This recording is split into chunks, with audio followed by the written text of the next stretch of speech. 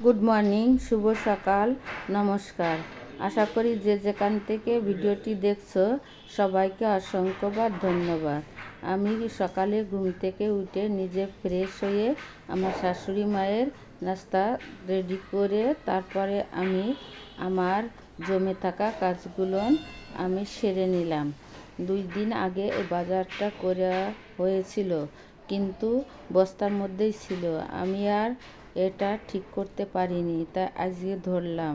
এগুলো হচ্ছে মিলের খাঁটি মশলা। এরা হলুদের গুঁড়া, জিরা আর ধনিয়া গুঁড়া আর হচ্ছে লাল মরিচের গুঁড়া, এগুলো সব অথেন্টিক। এবং এলাচ ও দারচিনি বেশ কিছু নিয়ে এসেছে, সাথে 2টা তাল। তাল আসলে পূজার আগে তালের দাম হয় বেশি, কিন্তু পূজার দিন পাওয়াই যায় না, দাম তো দূরের কথা। সেই জন্য 2টা তালও নিয়ে এসেছে। আর এনেছে কিছু ভেন্ডি, ধুন্দো, ঝিঙ্গা আর আছে কাঁচা কলা। এতেই হয়ে যাবে, কারণ ঘরে আরও অনেক সবজি আছে। আর কিছু নিয়ে এসেছে চালের গুঁড়া, তারপরে আখের চিনি, লাল চিনি, তারপর হচ্ছে ময়দা, তারপর আটা, একটা নারকেল এবং পোলার চাল, এগুলি নিয়ে এসেছে। আমি রেডি করতে পারছিলাম না, তাই আজকে আমি এগুলি হাতের কাজগুলি নিয়ে নিয়েছি। মা চলে যাবে, মা এসেছে 2 মাস 10 দিন, তারপরে এখন চলে যাবে। সেজন্য আমি 2 দিন ছুটি নিয়ে সাথেও থাকলাম এবং ঘরের অন্যান্য কাজগুলোও সেরে নিলাম।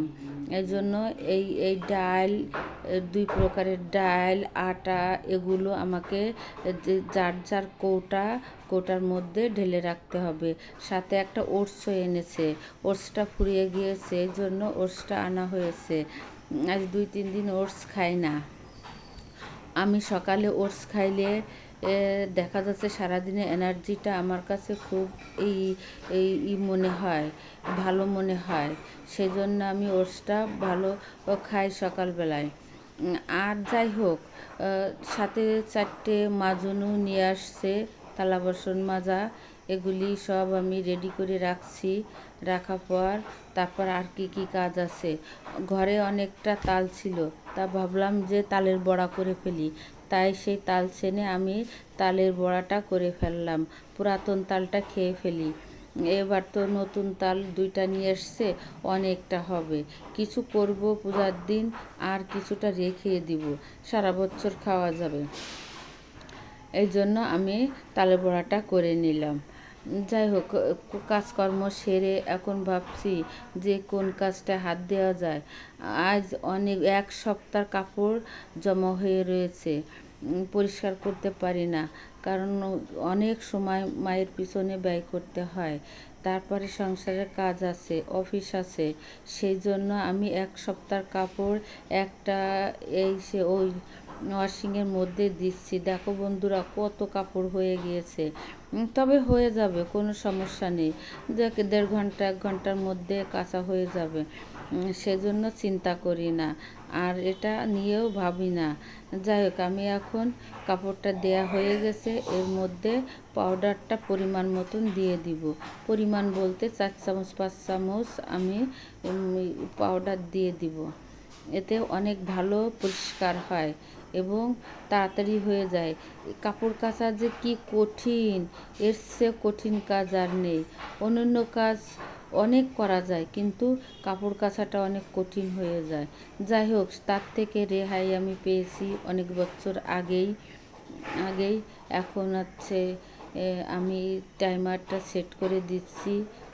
ওই ওয়াশিংটা ওপেন করে দিলাম, দিয়ে এখন আমি ভাবছি একটু মুছে নেই আলতোভাবে, কারণ আমার বাবু ওয়াশিং ফিল্টার, ওর ঘরের ল্যাপটপ, কম্পিউটার, ফ্রিজ, টিভি, এগুলোর ও একটা জেল আছে, সেই জেল দিয়ে মুছলে একবারে নতুনের মতন মনে হয়।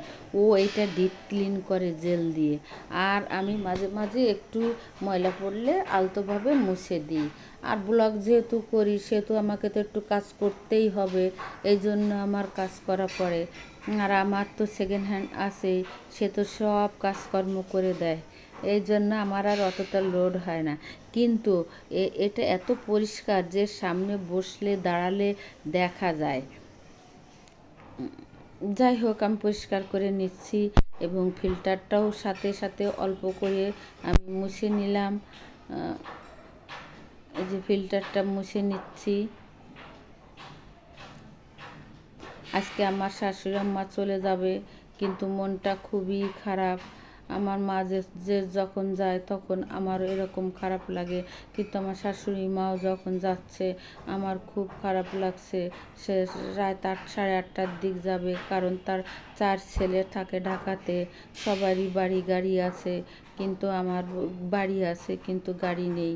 সেই জন্য মা এখন চলে যাবে, খুব কষ্ট পাচ্ছি। মাকে নিয়ে কয়দিন ঘোরাঘুরি করছি।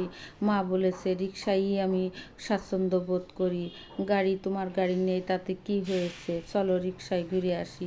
তাই রিক্সায় কয়েক জায়গা ঘুরছি। মা খুব আমাকে পছন্দ করে, কারণ মা আমাকে পছন্দ করে নিয়ে এসেছিল, এই জন্যই। যাই হোক, মাকে আমিও খুব পছন্দ করি। আমরা খুব অনেক গল্প করি। আমি জানি না, অনেকের শাশুড়ি অনেক রকমের বাজে কথা বলে, কিন্তু আমি কখনো আমার শাশুড়ির বাজে কথাও শুনিনি, আর আমিও বাজে কথা বলিনি। আমাদের বন্ডিংটা এইরকম। যাই হোক, তার খেয়ে এখন আমি একটা তরকারি রান্না করব। তরকারি আছে, উনি রুই মাছ খেতে খুব পছন্দ করে, এই জন্য ওনার জন্য বেশি রুই মাছই খাওয়া হচ্ছে কিছুদিন। এখন আমি রুই মাছ রান্না করব কলা দিয়ে। মাছগুলো আমি ভাজি করে নিচ্ছি উল্টাপাল্টা করে। একটা ভাজি করা মাছ ওনার খুব পছন্দ। আমি সব সময় মাছ ভাজি করতে গেলে ওনার জন্য মাছ ভাজি আমি রাখবই। তারপরে তরকারির মাছ।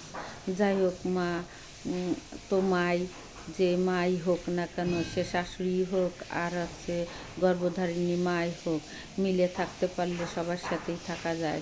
এখন যাই হোক, মাছটা ভাজি হয়ে গেছে, তরকারিটা নামিয়ে ফেলবো।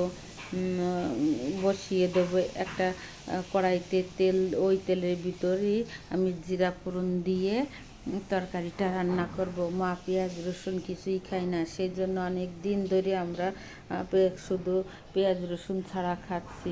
কলাটা তেলের ভিতর আমি ভাজি করে নিয়েছি এবং এর মধ্যে হলুদের গুঁড়া,